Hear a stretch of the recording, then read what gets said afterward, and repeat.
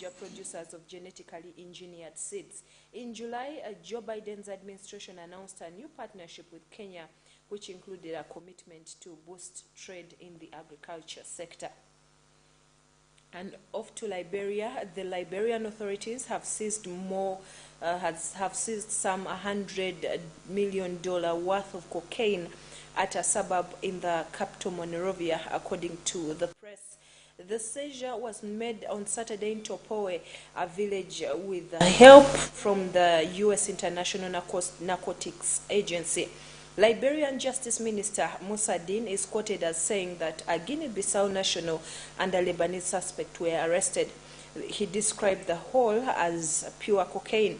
West Africa is favored by drug cartels because of weak local law enforcement and a largely unsupervised coastline.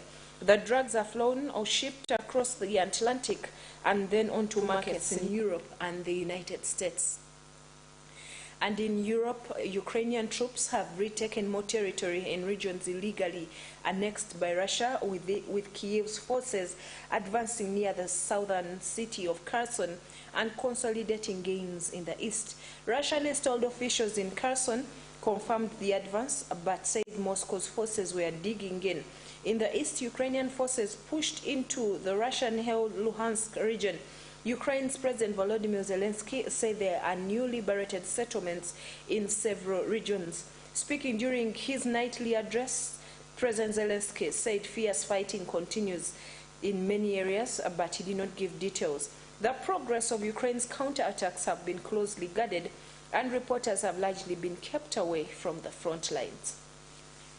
And still about Ukraine, the President Volodymyr Zelensky has hit back at Elon Musk after the Tesla boss posted a Twitter poll with his suggestion for ending Russia's invasion. Mr. Musk asked his 107.7 million followers to vote on ideas that included ceding territory to Russia. In response, Mr. Zelensky posted his own poll asking users if they liked the world's richest person more when he supported Ukraine. Other Ukrainians criticized Mr. Musk. Ukraine's outgoing ambassador to Germany, Andriy Melnik, used a very strong expletive, which he described as his very diplomatic reply. Meanwhile, Russian chess grandmaster Garry Kasparov said this is moral idiocy, a repetition of Kremlin propaganda, a betrayal of Ukrainian courage and sacrifice. Mr. Musk's ideas included votes in parts of Ukraine occupied by Russia that the Kremlin says it is annexing. And in Asia, North Korea has fired a suspected missile over Japan in what appears to be a deliberate escalation to get the attention of Tokyo and Washington. The ballistic missile traveled about 4,500 kilometers, which is 2,800 miles, before falling into the Pacific Ocean, far enough to hit the U.S. island of Guam if it took another trajectory. It is the first North Korean missile launch over Japan since 2017. The launch saw Japan issue a rare alert to some citizens to take cover. The UN prohibits North Korea from testing ballistic and nuclear weapons. Flying missiles towards or over other countries without any pre-warning or consultations also contravenes international norms. Most countries avoid doing it completely, as it can easily be mistaken for an attack. While it is not as big as a nuclear test, which could be next, it can be considered hugely provocative. People in the north of Japan, including Hokkaido Island and Aomori City, reportedly woke up to the noise of sirens and text alerts which read, North Korea appears to have launched a missile. Please evacuate into buildings or underground. And in the Middle East, Iran's supreme leader has blamed the United States and Israel for protests sweeping the country following the death of a woman while in police custody. In his public comments on the unrest, Ayatollah Ali Khamenei said riots had been engineered by Iran's arch-enemies and their allies. The protests are the biggest challenge in his rule for a decade, and he urged security forces to be ready for more. The U.S. said it was appalled by the violent response to the protesters. President Joe Biden said he was gravely concerned about reports of the intensifying violent crackdown on peaceful protesters.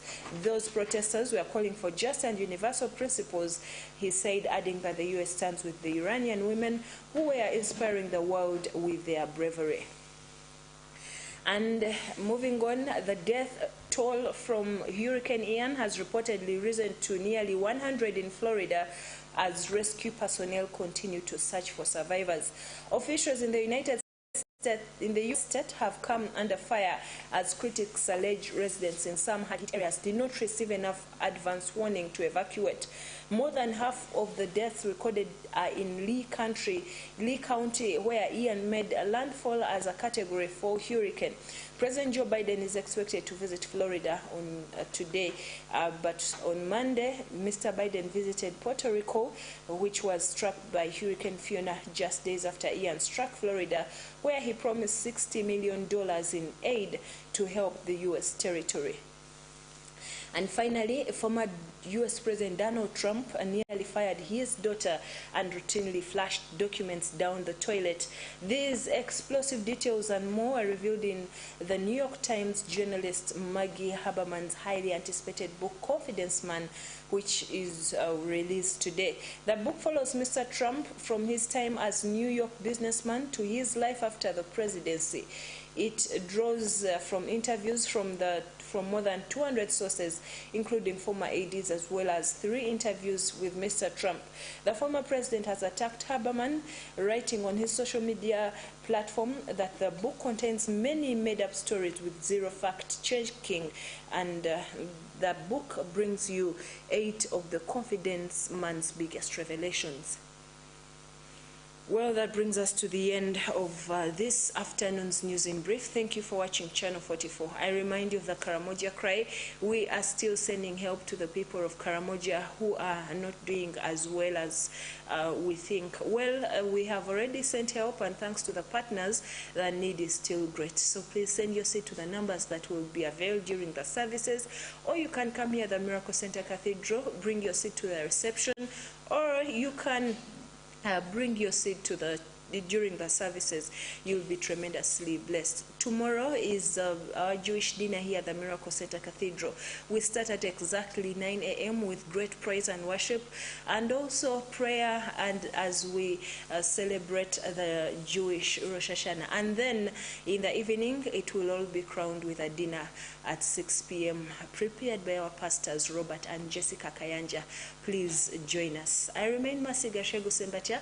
Pastor Jessica Kayanja is coming on with the Marriage Now program that is going to change your life completely. God bless you. Enjoy your afternoon.